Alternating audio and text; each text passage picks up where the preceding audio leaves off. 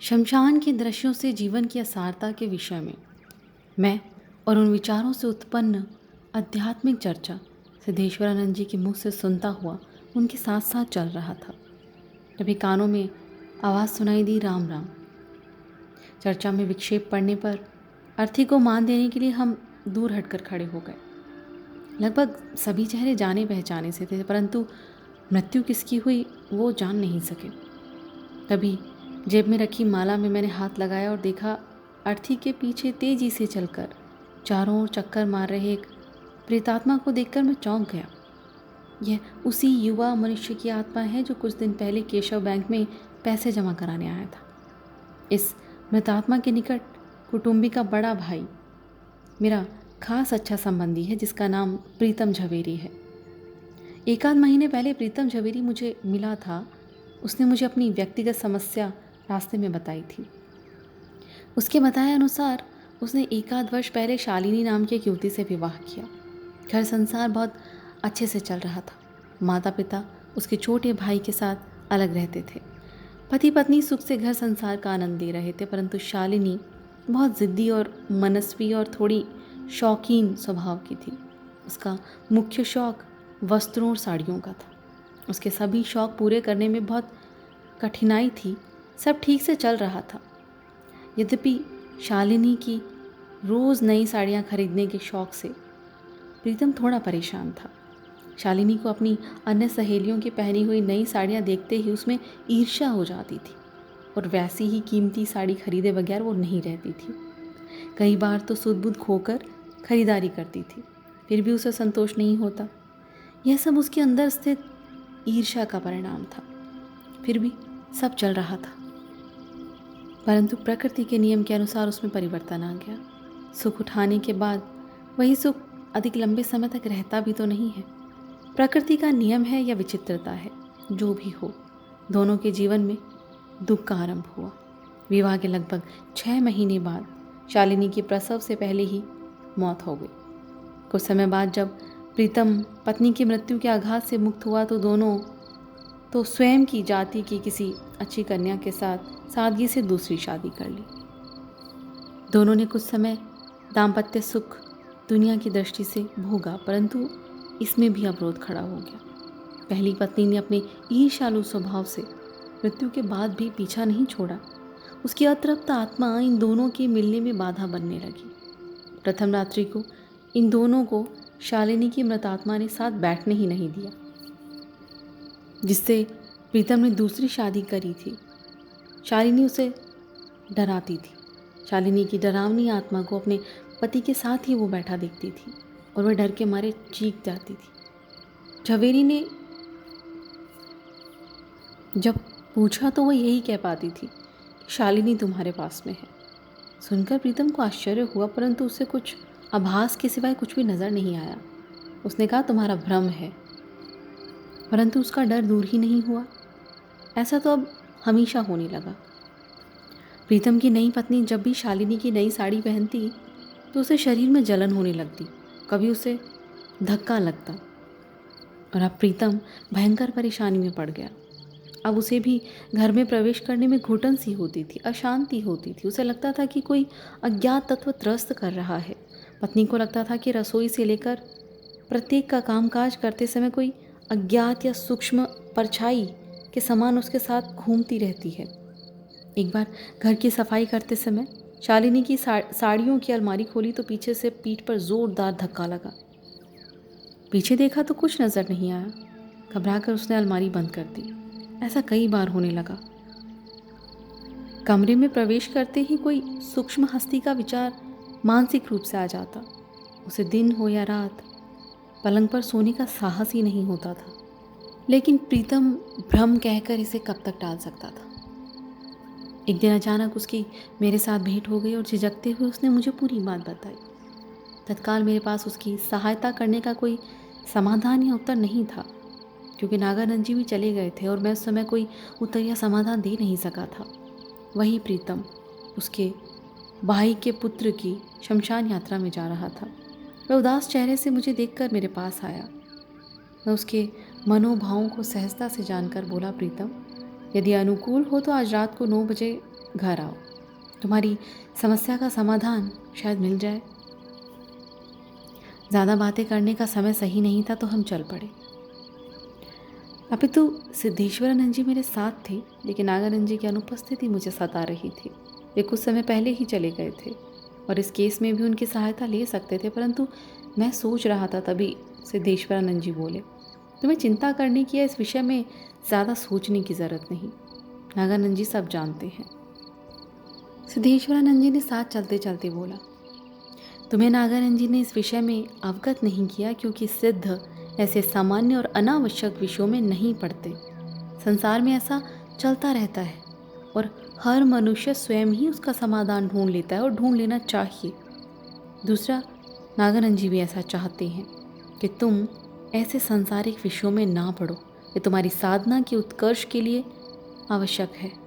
यद्यपि तुम्हारी साधना तो उत्कृष्ट है ही, परंतु ऐसे समाधान के लिए तुम्हारे माध्यम बनने से प्रसिद्धि मिलेगी और उससे तुम उसमें ही व्यस्त हो जाओगे। प्रसिद्धि मिलने से तुम्हारी गणना तांत्रिकों में होने लगेगी। लोग तुम्हारे घर के चक्कर लगाएंगे और ऐसी प्रसिद्धि कदाचित तुम्हें पतन के मार्ग पे ले जा सकती है।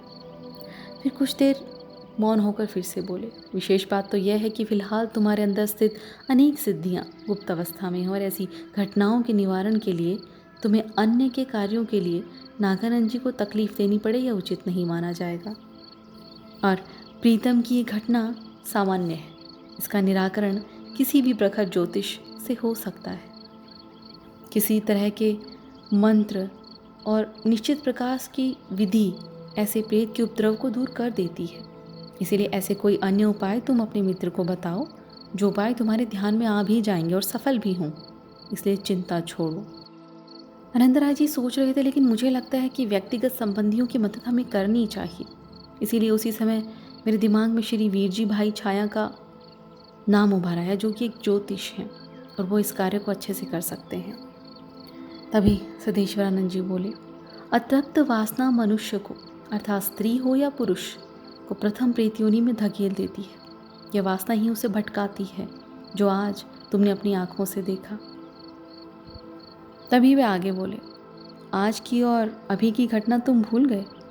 नागानंद जी ने हमें भोजन करवाया था, उससे पहले शमशान की चिता के साथ बंधे हुए आटे के लड्डू पका रहे नागानंद जी के साथ एक स्त्री के सूक्ष्म प्रेत शरीर को तुमने देखा था। उस समय नागानंद जी कफन के रूप में उपयोग में ली गई साड़ी अपने उपयोग के लिए ले जा रहे थे। तब एक प्रेत स्त्री वह साड़ी लेने के लिए दौड़ कर आई थी। ये देखकर नागानंद जी ने साड़ी चिता की अग्नि में डाली थी और वो निराश होकर चली गई थी। क्या तुम्हें वो याद है? उन्होंने कहा, हाँ याद आया।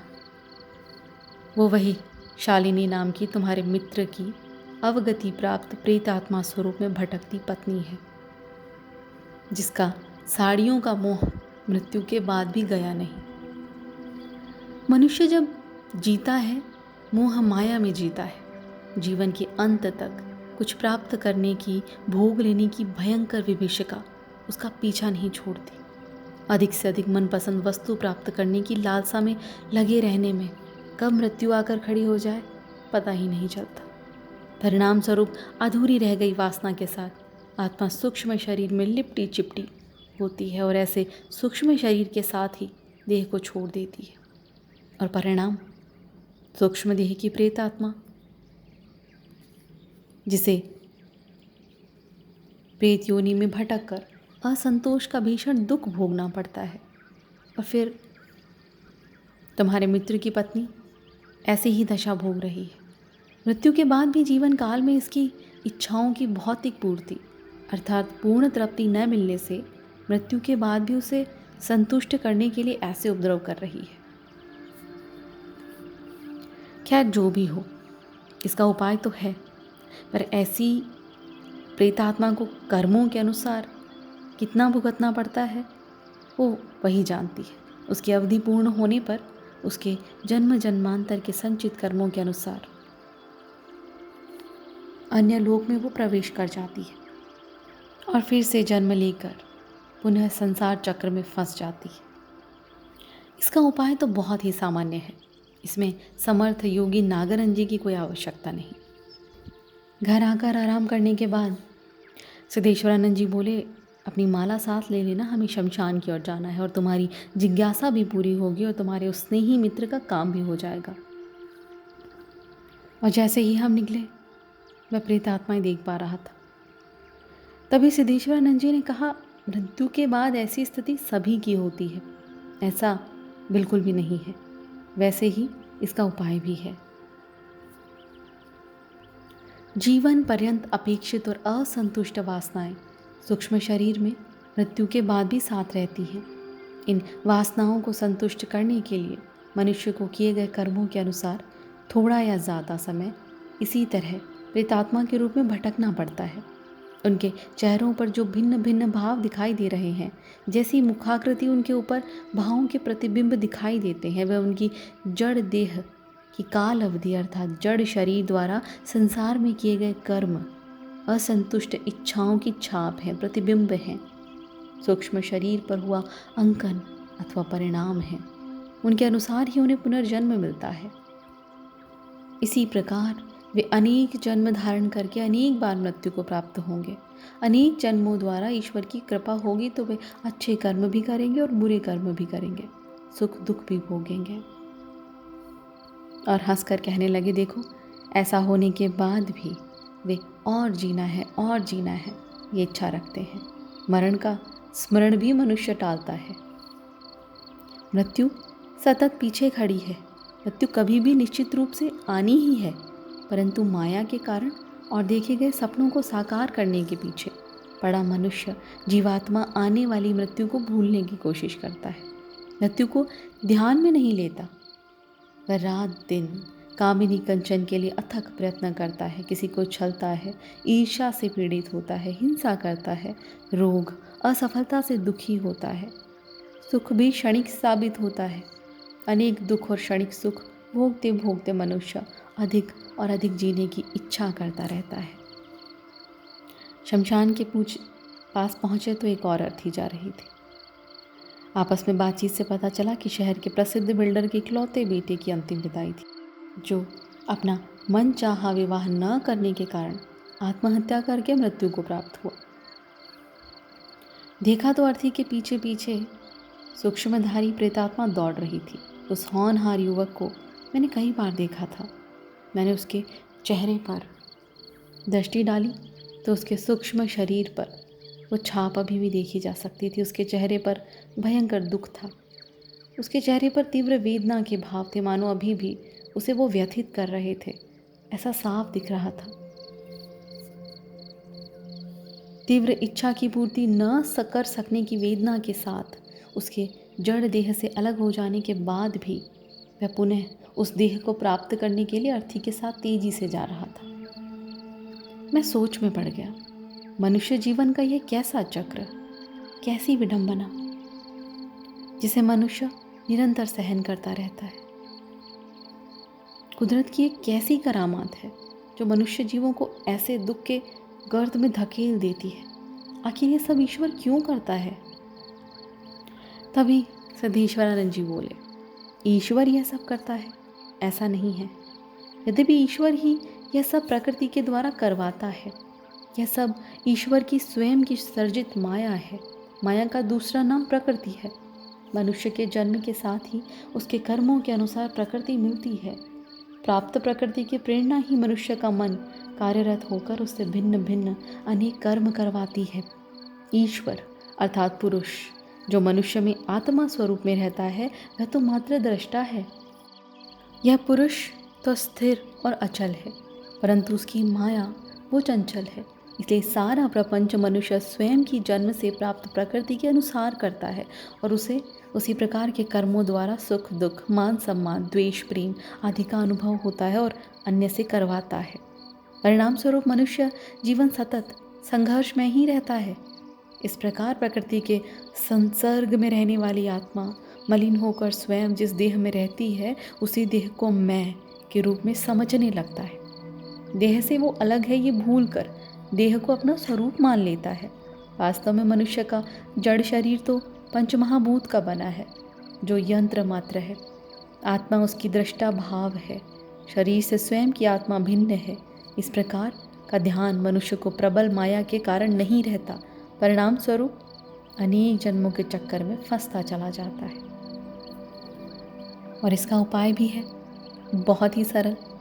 स्वयं के जीवन को सुंदर बनाने का विचार मनुष्य कभी नहीं करता, भविष्य का विचार करता है, सुख सुविधाएं प्राप्त करने की कोशिश करता है। ईश्वराभिमुख होकर जीवन को उन्नत बनाने का विचार शायद ही करता हो, कभी करता भी है तो अपने चंचल मन के कारण उस विचार से हटकर फिर से गलत रास्ते पे चल देता है। जीवन के जंजाल से मुक्त होकर अंतिम लक्ष्य ईश्वर को प्राप्त करने का उसे ध्यान आता ही नहीं। ऐसी विडंबनाओं का एक ही उपाय है, ऐसा विचार अर्थात चिंतन करके उसके अनुसार जीवन जीना।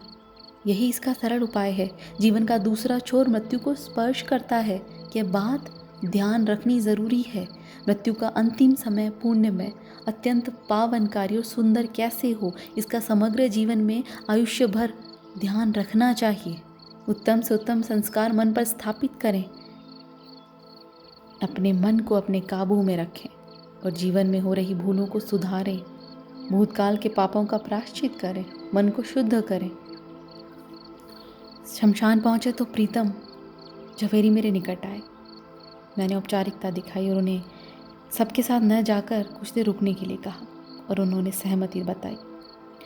अद्भुतानंद जी की माला के प्रभाव से मुझे अनेक मृत आत्माएं दिखाई दे रही थी। मैंने देखा कि प्रीतम झवेरी के भाई का बेटा और वो दूसरा निष्फल प्रेमी युवक जिसकी चिता अभी भी जल रही थी, दोनों चिताओं के आसपास प्रेत स्वरूप में घूम रहे थे। लग रहा था कि प्रयत्न करने के बाद भी वे किसी से बातचीत करने में असमर्थ हैं। कोशिश कर रहे थे कि कोई उन्हें सुन ले। भयंकर दुख चेहरे से झलक रहा था, बस इधर उधर घूम रहे थे, कोई रास्ता नहीं। उनकी ऐसी दुखपूर्ण स्थिति देखकर मैं शून्य मनसक होकर चारों ओर नज़र घुमा रहा था। तभी मेरी नज़र बेर की झाड़ी पे अटकी रंगीन साड़ी पर गई।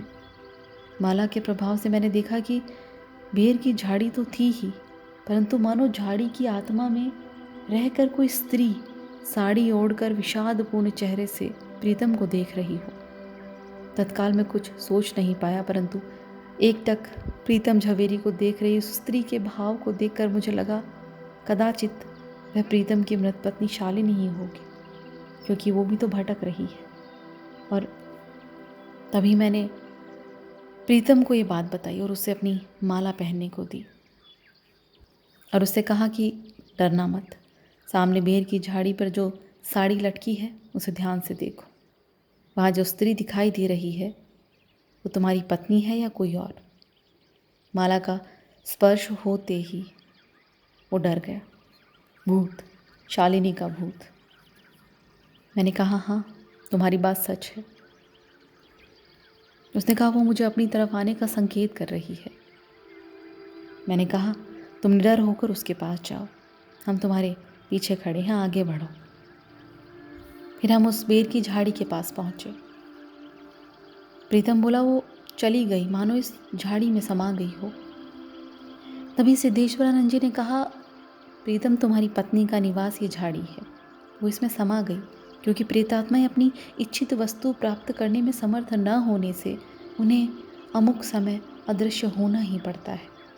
केवल अपने प्रेत आत्मा रूप में अस्तित्व बताने के लिए थोड़ी सी झलक वो दे सकती हैं, बाकी कुछ नहीं।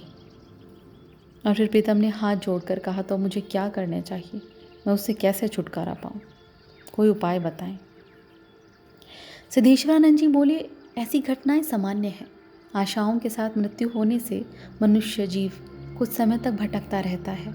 साथ साथ आसपास के वातावरण और स्नेही जनों पर उसकी अतृप्ति की लहरें बहती रहती हैं और ऐसी प्रेत आत्माएं कभी कभी अशांति, संताप या थोड़ी बीमारी, थोड़ा शारीरिक मानसिक दुख, अशांति घर में या घर के बाहर व्यक्तियों पर प्रभाव डालती रहती है। परंतु यदि घर में धूप दीप और ईश्वर की पूजा अर्चना होती रहती है तो वहाँ ऐसी बातों का प्रभाव या बाधा देखने को नहीं मिलती। कोई प्रबल अतृप्ति वाले व्यक्ति की मृत्यु के बाद ऐसा प्रभाव निश्चित व्यक्ति या कुटुंब पर डालने में समर्थ होता है, परंतु उसे भी सामान्य विधि द्वारा दूर कर सकते हैं। इसमें कोई खास चिंता करने का कारण है ही नहीं। ऐसी प्रेतात्माओं को निश्चित विधि द्वारा, वचन या संकल्प द्वारा शांत करके रोक सकते हैं। हमारे शास्त्रों में ऋषियों ने कई विधियां बताई हैं और उनके अनुसार तुम भी ये कर सकते हो, और इस विधि में कोई कठिनाई नहीं है। सामान्य जन समाज के लोग ऐसी विधियां ब्राह्मणों से भी करवा लेते हैं। सामान्य रूप से पितरों और अतृप्त आत्माओं की तृप्ति के लिए, शांति के लिए अचूक विधि है जिसे कोई भी विद्वान या शुद्ध आचार विचार वाला ब्राह्मण कर सकता है और उसका निश्चित परिणाम भी मिलता है। और ये विधि है नारायण बलि श्राद्ध।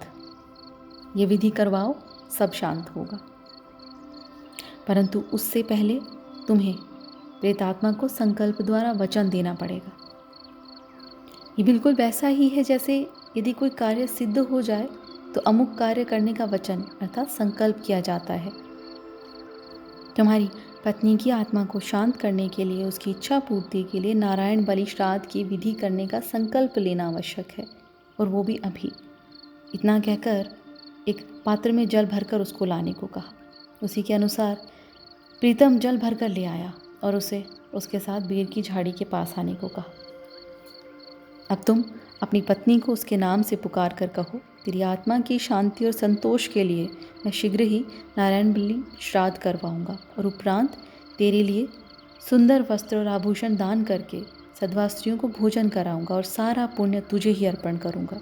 इसका मैं तुझे वचन देता हूँ। और इतना कहकर वो पानी उस झाड़ी में डाल दिया। उसी समय एक जोरदार हवा का झोंका आया और झाड़ी एकदम हिल उठी। कुछ ही क्षणों में सब शांत हो गया। तभी सिद्धेश्वरानंद जी ने हंसते हुए कहा, बस अब निश्चिंत होकर घर जाओ, तुम्हारी पत्नी ने तुम्हारे वचनों को स्वीकार कर लिया है। बाकी आगे का काम तुम्हें ज्योतिष बताएंगे। उसके बाद वो चला गया और सिद्धेश्वरानंद जी कहने लगे, नारायण बलि, गृह शांति यज्ञ आदि में आजकल बहुत कम लोगों की श्रद्धा रह गई है। लोग यह विधि करवाते हैं परंतु श्रद्धा और विश्वास की दृष्टि से नहीं, बल्कि डर से। फिर भी उसका परिणाम तो मिलता ही है। विधि में अशुद्धता या कमी नहीं रहनी चाहिए। जो भी घटना हो, सब श्रद्धा और विश्वास का प्रमाण चाहते हैं बस। वैसे इस विषय में फिजिकल साइंस भी इन बातों को सिद्ध करने की कोशिश कर रही है। कभी कभी सिद्ध होना दिखाई देता है, परंतु यह सिद्ध होने का प्रमाण विश्वस्त रूप से मिल नहीं सकता। कैसा झंझट है ये, लेकिन उपाय भी तो सरल है इस जीवन का। मनुष्य यदि मृत्यु को नज़र के सामने रखकर जीवन जीने के लिए वासनाओं का त्याग करके वैराग्य प्राप्त करे तो वह सहज रूप से मोक्ष के द्वार तक पहुंच सकता है। ईश्वर प्राप्ति का संकल्प करके अगर मनुष्य इसके प्रयत्न में लग जाए तो वह निश्चित ऐसे दुखों से मुक्त होकर मोक्ष प्राप्त कर सकता है।